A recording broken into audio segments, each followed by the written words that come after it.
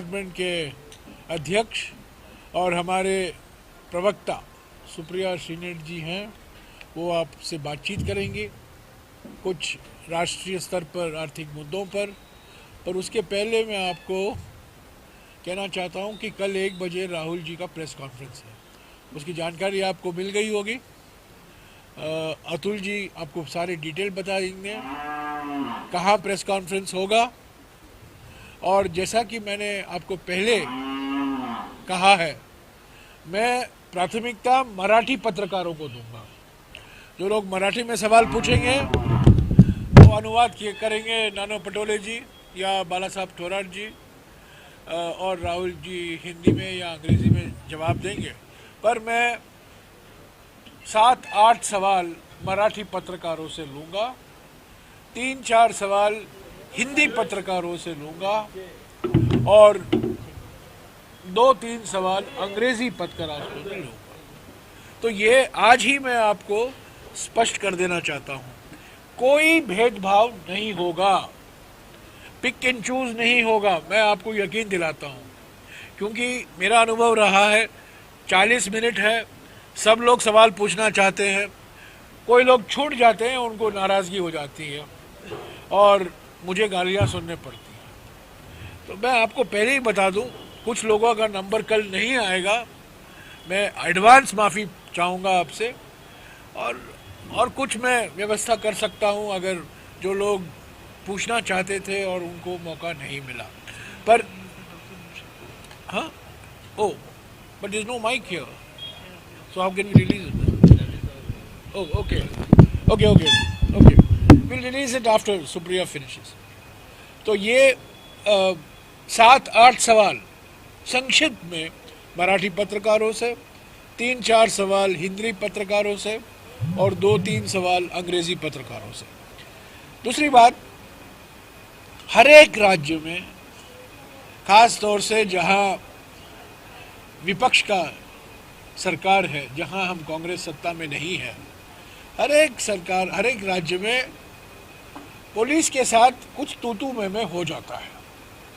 आंध्रा में हुआ, तेलंगाना में हुआ, केरला में हुआ, कर्नाटक में तो रोज होता था।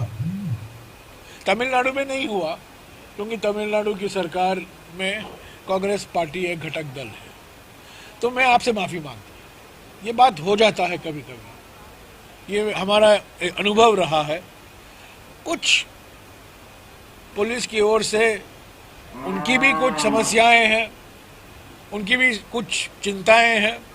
मैं उनको 100% दोषी नहीं ठहरा सकता हूँ, पर हो जाता है। और थोड़ा पुलिस की ओर से, खास तौर से जहाँ विपक्ष की बीजेपी की सरकार है, ये हमें देखने को मिला है। मैं माफ़ी चाहता हूँ कि आज सुबह 2 पत्रकारों के साथ दुर्व्यवहार हुआ, कुछ में हुआ, टोका टोकी हुई, और मैं कोशिश करूँगा कि आज शाम से ये नहीं फिर से रिपीट होगा। तो मैं माफ़ी मांगता हूँ आपसे। मैं अभी सुप्रिया जी से, इसके बाद सुप्रिया जी के प्रेस कॉन्फ्रेंस के बाद हम एक वीडियो रिलीज़ करेंगे जो पूना के पर्यावरण से संबंधित मुद्दों पर है। जैसा कि आप जानते हैं, पूना हरियाली के लिए कई वर्षों से जाना जाता था। आज पूना के पहाड़ में हरियाली नहीं दिखाई दे रही है, बहुत चिंता है नागरिकों में। और एक नागरिक ने एक फिल्म बनाया है और उन्होंने मुझे रिक्वेस्ट किया था कि मैं उसका विमोचन करूं, तो इसके बाद उसका रिलीज़ होगा। पहले सुप्रिया जी आपको संबोधित करेंगे। नहीं, चेंज प्लीज।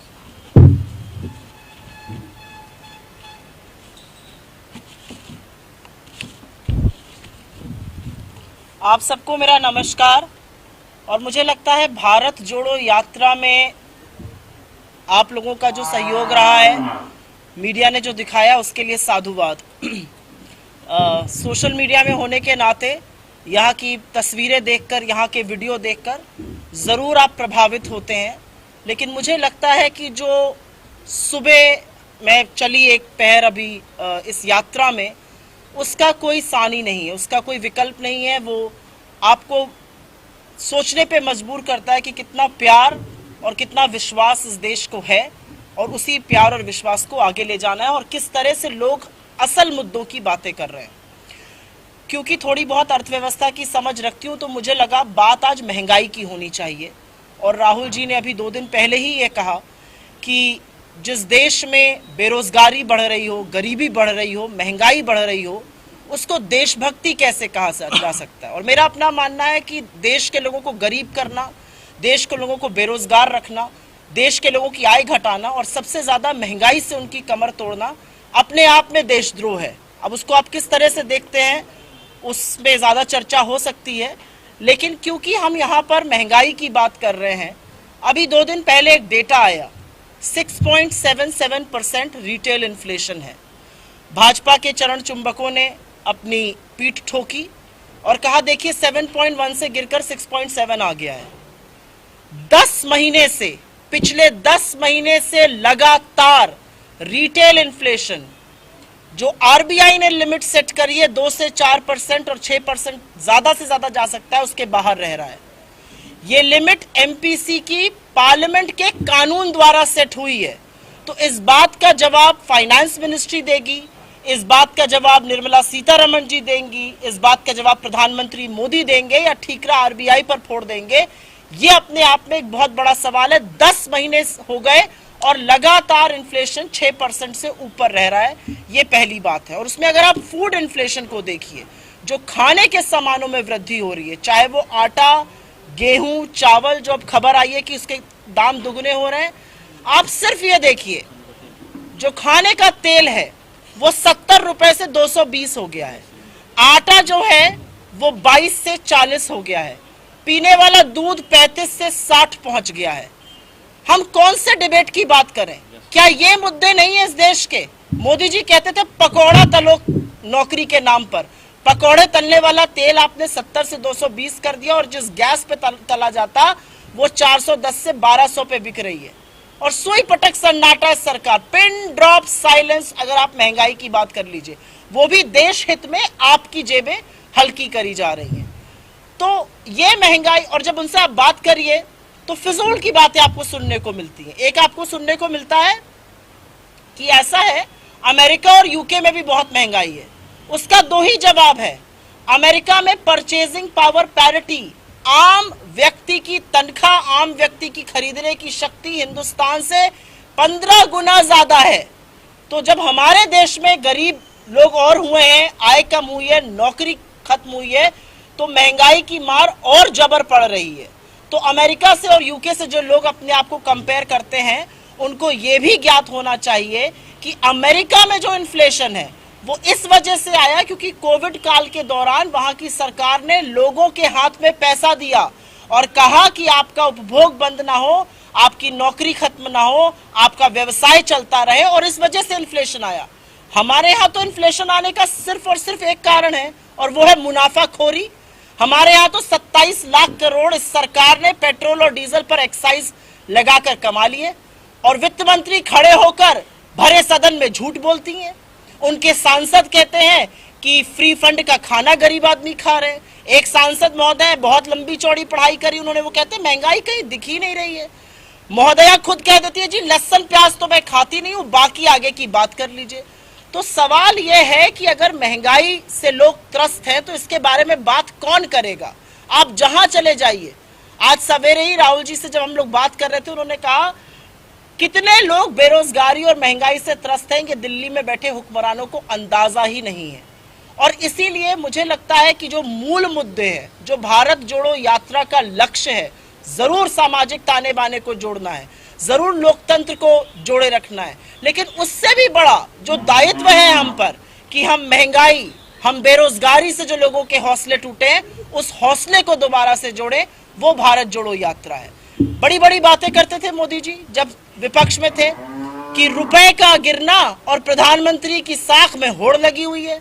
रुपए इनको हमने 54 पे दिया 2014 में, रुपया अब 83 पर है। रुपए के गिरने से लगातार महंगाई और बढ़ रही है। तो सवाल यह है कि इस सरकार में इकोनॉमी पर, इस सरकार में महंगाई पर, बेरोजगारी पर कोई चर्चा ही नहीं है। आप अगर मुद्दे की बात करिए तो ध्यान जरूर भटकाया जाएगा, आप बात उत्तर की करिएगा तो आपसे दक्षिण की बातें करी जाने लगेंगी। इस सरकार के मंत्रियों को यह नहीं पता कि अगर देश में इंपोर्ट घट रहा है और एक्सपोर्ट भी नहीं बढ़ रहा है तो उसका सीधा मतलब है कि आपकी कंपनीज, आपकी फैक्ट्रीज ठप पड़ी हैं, हम कुछ मैन्युफैक्चर नहीं कर रहे हैं। बड़े बड़े स्लोगन आत्मनिर्भरता के, फलाने अमृतकाल के दे देते हैं। क्या है अमृतकाल इस देश में, मैं जानना चाहती हूँ। एक गृहिणी से, और जितनी महिलाएं इस यात्रा में मिलती हैं और उनकी जो स्टोरीज मैंने देखी और आज मैंने काफी सारी महिलाओं को देखा, जितनी महिलाएं मिलती हैं सबसे बड़ा प्रभाव महंगाई का उन महिलाओं पर पड़ता है। सबसे बड़ा प्रभाव इसलिए पड़ता है क्योंकि एक महिला घर में एक रोटी कम खाती है ये सोचकर कि घर वाले खाना खा लें। कौन जवाब देगा? वित्त मंत्री ने तो खड़े होकर सदन में कह दिया सब लोगों ने मिलकर डिसीजन लिया था। बिल्कुल नहीं लिया था, यह भी एक झूठ है और इस झूठ का पर्दाफाश होना जरूरी है। जो जीएसटी काउंसिल होती है, अगर उसमें किसी को भी कोई भी डिसीजन को अपोज करना है तो या तो सेंट्रल गवर्नमेंट उसका साथ दे या 19 और राज्य उसका साथ दें। 19 राज्यों में भाजपा की सरकार है, क्यों आपने आटे पर जीएसटी लगाया? आप तो हवाई चप्पल और हवाई जहाज का चश्मा लगा रहे थे, हवाई चप्पल पे जीएसटी लगा दिया। पहनने वाली नॉर्मल सी कमीज पर आपने जीएसटी लगा दिया। तो चाय पत्ती से लेके चाहे वो कॉफी हो, चाहे बच्चों को पिलाने वाला दूध हो, चाहे आटा हो, दाल हो, चावल हो, हर चीज पर तो जीएसटी है। तो कैसे संभलेगा ये? यही सवाल है। आप जब इनसे ये सवाल करते हैं तो उसका सामने से कोई जवाब नहीं आता है। महंगाई से लोग त्रस्त हैं। 6.7% से ज्यादा इन्फ्लेशन इस देश के लिए हानिकारक है। 10 महीने हो गए लगातार 6% से ज्यादा इन्फ्लेशन है। और अंत में मैं इतना कहूंगी कि विपक्ष नहीं कह रहा है कि त्राहिमाम मचा हुआ है। आपको आईना तो आरबीआई दिखा रहा है। 4 बार आरबीआई ने रेट बढ़ाया है। क्यों बढ़ाया है? क्योंकि महंगाई नियंत्रण में आप ला नहीं पा रहे, इसलिए आरबीआई को एक्ट करना पड़ रहा है। लेकिन आरबीआई भी बखूबी ये जानता है कि आज उन्होंने कर लिया है, कल को काम तो फाइनेंस मिनिस्ट्री को और सरकार को ही करना पड़ेगा। इस सरकार से जब आप बात करिए, उल जलूल की बातें करते हैं। आपका ग्रोथ रेट मूडीज ने, फिच ने, एसएनपी ने, ऐसा कोई ब्रोकरेज नहीं है, आरबीआई ने, आईएमएफ ने, वर्ल्ड बैंक ने लगातार काटा है। उसके बारे में कोई चर्चा नहीं है, मुद्दे की कोई बात नहीं है। नौकरी की बात करिए तो फालतू की बातें करेंगे। 16 करोड़ रोजगार बनाना था, 75,000 को सर्टिफिकेट बांट रहे हैं। बात करनी है आम आदमी की, बुलेट ट्रेन की बात करेंगे। बात करनी है आम आदमी की, वंदे मातरम की बात करेंगे। बार बार मवेशियों से वो टकरा कर टूटी जा रही है। समझ में नहीं आता गत्ते की बनी है ट्रेन या लोहे लक्कड़ की बनी है। सबसे बड़ा प्रॉब्लम है कि इकोनॉमी खतरे में है और सरकार वो डॉक्टर है। अगर आप पेट दर्द लेके डॉक्टर के पास जाइए और डॉक्टर आपसे कहे नहीं मैं मानता ही नहीं हूं आपके पेट में दर्द है, तो आपका इलाज संभव नहीं है। सरकार आज डिनायल में है, सरकार मानती ही नहीं है कि इकोनॉमी में समस्या है और उसी का जो हम भुगत रहे, ये देश भुगत रहा है, बेरोजगार भुगत रहे हैं, ये उसी का नतीजा है। इस मंच से और तमाम कांग्रेस के मंचों से हमने लगातार महंगाई पर, बेरोजगारी पर हल्ला बोला है और आगे भी जरूर बोलते रहेंगे। सवाल उठाइए। Sure. As you were criticizing regarding the economy, that is fine. But the way in 2019 Rahul Gandhi has come up with a plan idea, Nyaya scheme, Yeah. giving, pumping the money in the economy. The same way, do you have any plan in this, along with Bharat Jodo Yatra, economy, strengthening the economy also? Are we giving Right. people what we can do? You know, In the future, that is first thing. right. Before I apply. Second thing, I just social media.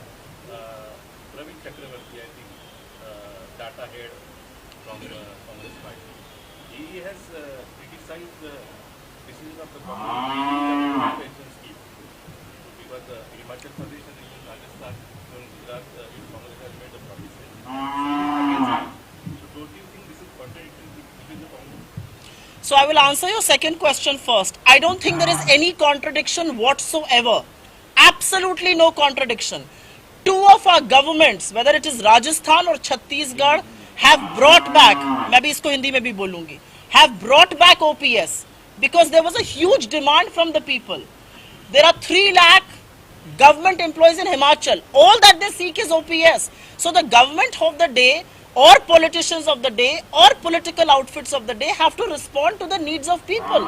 Why do you think there is a demand? Because there is huge economic collapse around us. People are no longer assured of their income, and so they want the old pension scheme back. We have to be a dynamic political party, and we have to react to people and their demands. And if the senior leadership of the Congress party, if all of us feel this is the right thing to do, and our chief ministers have done it, we have worked out to the T. People in Rajasthan have received money in their accounts. I don't think there is any contradiction. I really think this may have been his personal view, perhaps should not have been aired publicly, but I don't think there is anything wrong with bringing back the OPS. The Congress is a democratic party. People have different views, different subjects. They air these views publicly.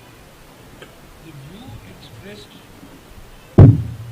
by the chairman of the Data Analytics Board on the old pension scheme does not represent, NOT, does not represent the view of the Congress Party.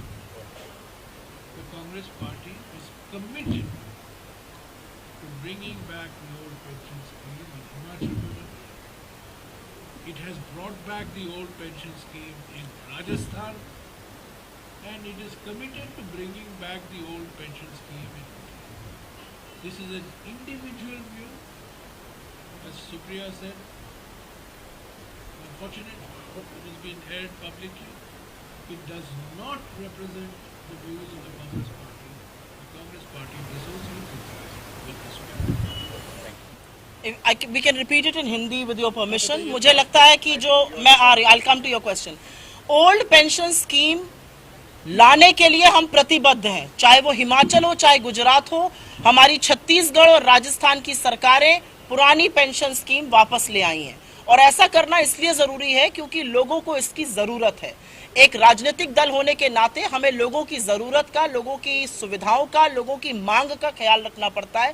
Congress party में, कांग्रेस की leadership में, कांग्रेस की नीति में रत्ती भर भी संदेह और संशय नहीं है पुरानी पेंशन स्कीम को लेकर. जिनका आपने जिक्र किया, ये उनका इंडिविजुअल व्यू हो सकता है, ये कांग्रेस का व्यू बिल्कुल भी नहीं है, पहली बात. और दूसरा जो आपने सवाल पूछा, I think your question was on न्याय.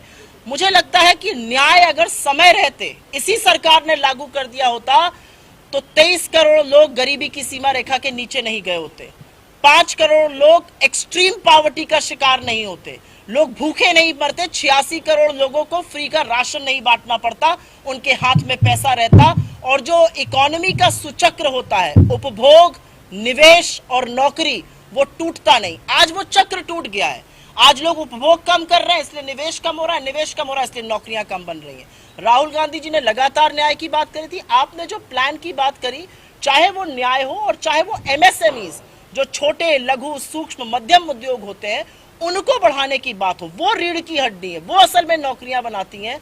इस सरकार ने कॉन्सेंट्रेशन ऑफ कैपिटल, जो हम दो और हमारे दो की बात करते हैं, वो कुछ ही पूंजीपतियों के हाथ में कर दिया है. वो पूंजीपति नौकरी नहीं बना रहे हैं, लेकिन उनके पास सारी सुविधाएं हैं, उनके पास सारा कैपिटल है, उनको सरकारी संरक्षण है, उनको सारे लोन्स मिलते हैं, जो असल में मिलने चाहिए, जो सुविधाएं होनी चाहिए सूक्ष्म, लघु, मध्यम उद्योग पे. आप उन पर ध्यान दीजिए, अगले दिन इकोनॉमी सर पर दौड़ने लगेगी. जी, अभी आपने कहा कि ओल्ड पेंशन स्कीम हमारी कमिटमेंट है. जैसे महाराष्ट्र जैसा राज्य है जिस पर 5 लाख करोड़ से ज़्यादा का कर्जा है, और हमारा ज़्यादा से ज़्यादा एक्सपेंडिचर जो है पेंशन पे और लोगों के तनख्वाह पे चला जाता है. तो क्या ये फिजिबल आपको लगता है भविष्य में कि ऐसे योजनाएं पॉपुलरिस्टिक गोल्स हम ला रहे हैं, या फिर ये फिजिबल है कि डेवलपमेंट के लिए पैसा भी बचेगा, क्योंकि सरकारों के पास पैसा नहीं है. ऐसा हर बार राजस्थान की सरकार ने भी कहा है, छत्तीसगढ़ की सरकार ने भी कहा है कि सरकार के पास पैसा ही नहीं बचता है डेवलपमेंट में. मैं इसका दो जवाब दूंगी आपको, थोड़ा सा लंबा. मुझे ऐसा लगता है कि सरकार की नियत और नीति अगर हो तो आप सब कुछ कर सकते हैं. सारी बात नियत और नीति की है. जब मनरेगा हम लाए, और उस समय तो सर उसके मंत्री थे, जब हम मनरेगा लाए तो लोगों ने बड़ा संशय दिखाया. इस सरकार ने तो उसको हमारी विफलताओं का पुलिंदा कहा, और आज वही मनरेगा ग्रामीण इलाकों में संजीवनी बनकर खड़ा है. तो ये नीति और नियत की बात होती है. अगर आपकी नीति और नियत साफ है तो आप बिल्कुल कर सकते हैं. आपने कर्ज की बात करी. सरकार के पास तमाम ऐसे साधन होते हैं जिससे आप रेवेन्यू जनरेशन कर सकते हैं। जीएसटी के चलते बहुत सारा लोगों का जो कर्जा जो जीएसटी के चलते जो बहुत सारे राज्यों का कटौती हुई है रेवेन्यू में, उससे राज्य बहुत खफा है। 75,000 करोड़ बकाया है केंद्र सरकार के पास।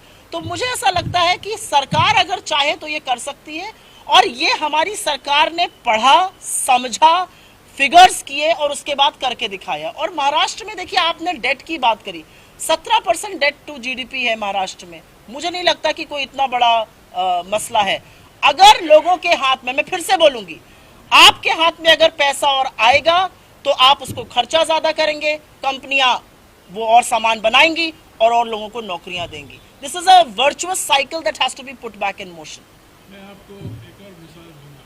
अभी सुप्रिया जी ने मनरेगा की बात, जब महात्मा गांधी नरेगा, और मैं आपको याद दिला दूं कि महात्मा गांधी नरेगा की शुरुआत, प्रेरणा जो मिली थी महाराष्ट्र के एम्प्लॉयमेंट गारंटी स्कीम से, और आज भी मैं BS पागे साहब को धन्यवाद देता हूँ। बड़े बुजुर्ग नेता थे, दानवीर थे, आप लोग बड़े युवा हैं, लोग हैं, और जो मेरे उम्र के हैं सब पागे साहब को याद करेंगे। पागे साहब की वजह से EGS बना, और EGS को ही लेकर हमने महात्मा गांधी नरेगा की शुरुआत की। और तब भी सरकार के अंदर, पार्लियामेंट के अंदर बीजेपी से, कई पार्टियों से आलोचना हुई, पैसा कहाँ से आएगा, और हमने कर दिखाया। और जैसा कि सुप्रिया जी ने कहा, प्रधानमंत्री जिन्होंने इसकी इतनी आलोचना की, आज इसके गुणगान गा रहे हैं। मैं दूसरा आपको एक मिसाल देता हूँ। महात्मा गांधी का इनकी नरेगा से भी थोड़ा खर्चा में और भी ज़्यादा नेशनल फूड सिक्योरिटी एक्ट लाया गया 2013 में। एक मुख्यमंत्री ने उसका विरोध किया, एक मुख्यमंत्री ने, सारे मुख्यमंत्री उसके पक्ष में थे, पर एक मुख्यमंत्री ने उसका विरोध किया, वो मुख्यमंत्री गुजरात के मुख्यमंत्री, और उन्होंने कहा पैसा कहाँ से आएगा, दिवाला हो जाएगा, तिजोरी में पैसा कहाँ है। और आज वही मुख्यमंत्री जो आज प्रधानमंत्री पद पर बैठे हुए हैं, वो कहते हैं कि हमारा देश दुनिया का सबसे बड़ा फीडिंग प्रोग्राम चला रहा है। पैसा कहाँ से आया? 2 लाख करोड़ से भी ज़्यादा सरकार। तो अगर जैसा कि इन्होंने कहा, अगर नियत है, अगर नीतियाँ हैं, ऐसा ढूंढ सकते हैं। और ओल्ड पेंशन स्कीम के बारे में इस पर चर्चा है। कुछ लोग न्यू पेंशन स्कीम लाना चाहते हैं, कुछ लोग ओल्ड पेंशन स्कीम के पक्ष में हैं, कुछ लोग ओल्ड प्लस न्यू दोनों को सीढ़ी बनाकर एक मध्य का रास्ता ढूंढ निकालना चाहते हैं। पर मैं समझता हूँ ओल्ड पेंशन स्कीम पर कांग्रेस पार्टी ने करके दिखाया है राजस्थान और छत्तीसगढ़, और उसी के आधार हमने हिमाचल और गुजरात में वादा किया कि अगर हमारी सरकार आएगी तो पेंशन यात्रा विदर्भ से चल रही है। कल सुप्रिया जी से पूछिए, मैं सिर्फ यहाँ। राहुल जी कल कलावती से भी मिले, फार्मर सुसाइड का मुद्दा यहाँ पे चर्चा में था, इसी के कारण लोन व्यवस्था स्कीम इम्प्लीमेंट किया, जैसे फूड सिक्योरिटी मिशन का बना, और कई सारी योजना उस समय आई, लेकिन सब रुक गया है ऐसा लगता भी है। और जो फ्रॉड सिचुएशन थी आप एक्सेस रेंज में कन्वर्ट हो गए, बहुत सारा नुकसान हो रहा है।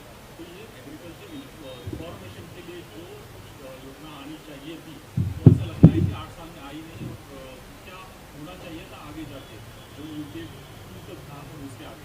देखिए, 8 साल में तो ऐसा बहुत कुछ होना चाहिए था जो नहीं हुआ।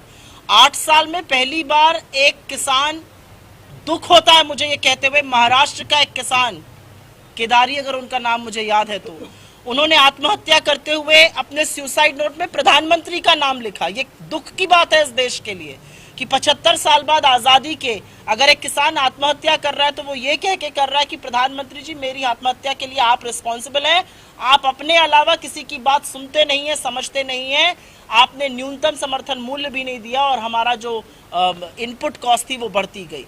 ये कितनी दुख की बात है। तो मुझे लगता है 8 साल में तो बहुत कुछ होना चाहिए था, खासतौर से किसानों के लिए, युवाओं के लिए, मजदूरों के लिए, छोटे मध्यम उद्योगों के लिए, जो नहीं हुआ। आपने जो किसानों की बात कही, चाहे वो फूड सिक्योरिटी एक्ट हो जिसका इनडायरेक्ट बेनिफिट किसानों को मिला, चाहे वो माफी जो कर्जे की बड़ी माफी हमने करी वो हो, असल में आपको किसान को सुविधा पहुंचानी है। इस सरकार ने क्या किया, मैं आपको छोटा सा एग्जांपल दे देती हूँ। ये एक झुंझुना बजाते हैं हर टीवी चैनल पर जाकर और हर पेपर में इनके लोग जाकर कहते हैं हमने तो जी किसान को 6,000 रुपए दिए हैं सालाना। आप मुझे एक बात बताइए, 27 लाख करोड़ रुपए आपने इस देश से वसूले एक्साइज बढ़ाकर, डीजल का दाम आपने बढ़ाया, जीएसटी खाद पर आपने लगाया, ट्रैक्टर के पार्ट पर जीएसटी आपने लगाया, कृषि उपक्रम पर जीएसटी आपने लगाया, कीटनाशक पर, खाद पर जीएसटी बढ़ाया, दाम बढ़ाए। आपने खाद की बोरियां 50 किलो के बजाय 45 की कर दी और दाम बढ़ा दिया। ये कौन सा औचित्य है? और आप कहते हैं आप किसानों के हितैषी हैं। मुझे लगता है इससे ज्यादा किसान विरोधी दूसरी सरकार हो नहीं सकती। आप सब ने देखा था कि कैसे किसानों ने लगभग 1 साल बड़ा प्रदर्शन करके इस सरकार को घुटने टिकवाए और इस सरकार के प्रधानमंत्री श्री मोदी जी ने एक संवैधानिक पद के व्यक्ति से कहा कि अगर 700 लोग मरे हैं तो मुझे क्या, मेरे लिए थोड़ी मरे हैं। ये कितना बड़ा दुख की बात है कि इस देश का प्रधानमंत्री इतना संवेदनशील और इतनी असंवेदनशीलता दिखा सकता है। मैं एक और बात कहना चाहता हूँ अपने विदर्भ के बारे में। मैं पिछले कुछ दिनों में मराठवाड़ा और विदर्भा में 100 किलोमीटर से भी ऊपर चला और मुझे अफसोस के साथ कहना पड़ता है कि महाराष्ट्र के एक नेता हैं जो आज मोदी साहब के मंत्रिमंडल में महत्वपूर्ण मंत्रालय कारोबार संभालते हैं और माना जाता है कि शेरशाह सूरी के बाद वही व्यक्ति हैं जिन्होंने सड़कें बनाई हैं हमारे देश। मुझे अफसोस के साथ कहना पड़ता है कि मराठवाड़ा और विदर्भा में मुझे इतनी परेशानी हुई चलने में, तेलंगाना में नहीं, केरला में नहीं, कर्नाटक में नहीं, तमिलनाडु में नहीं, आंध्र प्रदेश में नहीं, और मैं हैरान हुआ। 100 किलोमीटर से भी अधिक में चला हूँ। आज सुबह में चला हूँ 15 किलोमीटर और वहाँ 7 किलोमीटर का स्ट्रेच, इतना परेशानी से मैं चला उस पर। सुप्रिया जी भी बिल्कुल उस पर चली। तो मुझे समझ में नहीं आता, ये व्यक्ति अपने आप को दुनिया का सबसे बड़ा मास्टर रोड बिल्डर की छवि है उनकी, और वो फलाना चीज बोलते हैं, मैंने ये कर दिया, मैंने वो कर दिया। रोज 100 किलोमीटर बनाए जा रहे हैं। मराठवाड़ा में क्या हुआ, विदर्भा में क्या हुआ? इस सड़कों की हालत कलंक है महाराष्ट्र। उद्योग में, इकोनॉमी में महाराष्ट्र नंबर 1 है, पर मैं विश्वास के साथ कह सकता हूँ कि मराठवाड़ा और विदर्भा के सड़कों पर चलकर सड़कों के मामले में बिहार और महाराष्ट्र में कोई अंतर नहीं।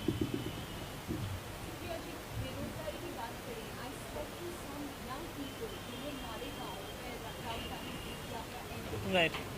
And there was this BSc student agriculture. He said, मैं कांग्रेस सपोर्टर रहा हूँ. He was in barely 20-25 years. He said, अभी तक हमने कभी हमारे लीडर्स को यहाँ सड़क पे नहीं देखा. राहुल गांधी में हमको उम्मीद दिख रही है. There's a silent communication happening.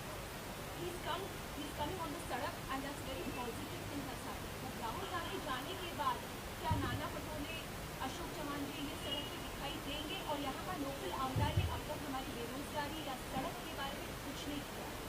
So when you talk about बेरोजगारी, I mean, ji, situation is the same whether it's BJP or Congress. मैं आपकी बात का जवाब देती हूँ और जवाब देना जरूरी है।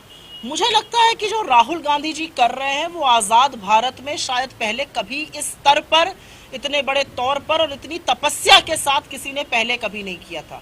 3570 किलोमीटर पैदल चलना आसान नहीं है। बारिश में, आंधी में, धूल धक्कड़ धूप में आप चल रहे हैं, और आप इसलिए चल रहे हैं क्योंकि आपको लगता है कि आपके चलने से ये देश जुड़ेगा और आपके चलने से लोगों का हौसला जुड़ेगा जो टूट गया है। जो आप बात कह रही हैं वो कहीं टूटे हौसले और शायद बिखरे हुए सपनों की है। मुझे पूरा विश्वास है कि इस यात्रा से एक उम्मीद की किरण जरूर दिख रही है लोगों को।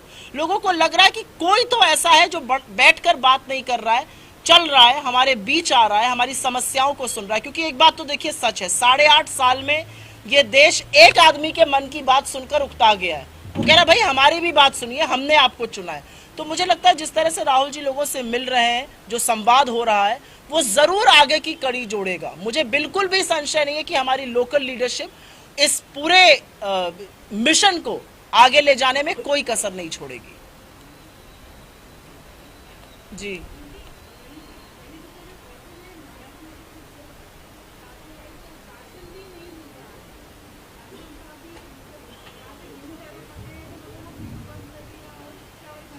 ऐसा किया इन्होंने, आप सही कह रही हैं। ये सिर्फ महाराष्ट्र में नहीं, ये बहुत सारे राज्यों में किया गया कि जो चावल खाने वाले लोग थे वहां पर गेहूं बढ़ा दिया गया, जहां पर गेहूं खाने वाले लोग थे वहां पर चावल बढ़ा दिया।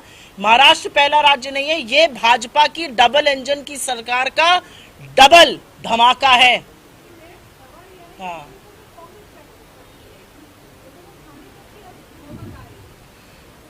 आप सवाल विपक्ष से पूछ रही हैं। हम जब सत्ता में आएंगे और आपकी दुआ से, आपके आशीर्वाद से, लोगों के आशीर्वाद से जब हम सत्ता में आएंगे, हम विफल अर्थव्यवस्था को ऐसा ढर्रे पे लाएंगे कि लोगों को नौकरी मिलेगी और भरपेट भोजन मिलेगा। जिस देश में 75 साल बाद आजादी के आज भी कुपोषण है, आज भी भूखमरी है, मुझे नहीं लगता कि हम अपना सीना ठोक कर चल सकते हैं।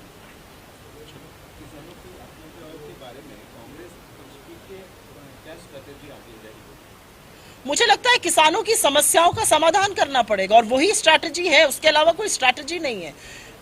Agriculture is the biggest employer in this country. आप उससे कैसे मुंह मोड़ सकते हैं? आपको एग्रीकल्चर को रेम्यूनरेटिव बनाना है, आपको किसानों की समस्याओं का समाधान करना है, चाहे वो महंगा डीजल हो, महंगी बिजली हो, महंगी खाद हो, महंगा कृषि उपक्रम हो। जब तक आप इन समस्याओं का समाधान नहीं करेंगे और कर्ज के कुचक्र में, कर्ज के शिकंजे में अगर कोई फंसा हुआ है, तो इस तरह की आत्महत्याएं हो रही हैं। और कहीं पर यह संवेदनशीलता दिखाती है, कहीं पर दिखाता है कि सरकार को धरातल की खबर ही नहीं है।